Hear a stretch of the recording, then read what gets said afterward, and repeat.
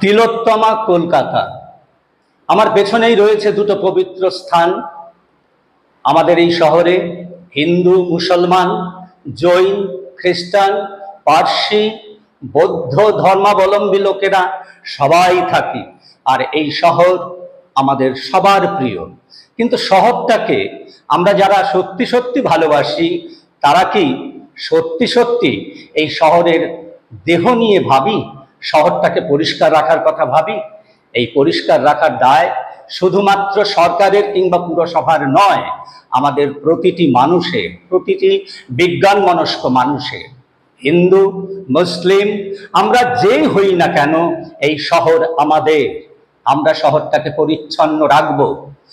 শহরের যে খাল, তার পারে যারা আমরা থাকি, তারা প্রতিজ্ঞাবদ্ধ হই যে আমরা কখনোই খালের মধ্যে ঘরের আবর্জনা ফেলবো না, ড্রেনের মধ্যে আবর্জনা ফেলবো না। টালি নালা, বিভিন্ন নালার পাশে যারা থাকি, তারা কিছুতেই আমাদের খালকে অপরিচ্ছন্ন, অপরিষ্কার করব না। তার দুটো কারণ আছে। প্রথম কথা হচ্ছে, যখনই আমার সুন্দর খাল নোংরা হবে, সেই খালে জন্মাবে মশা। মশা আপনাদের কামড়াবে, আর তার দায় এসে পড়বে পুরসভার ঘাড়ে। আপনারাই বলবেন পুরসভার স্বাস্থ্য দপ্তর কোনো কাজ করছে না। তাই আমরা যদি সজাগ, সচেতন, সক্রিয় থাকি, তাহলে আমার এই শহর পরিচ্ছন্ন থাকবে। আমার এই শহরে মশার দাপট অনেক কম থাকবে। ডেঙ্গুর মোকাবিলা করতে অনেক সুবিধে হবে।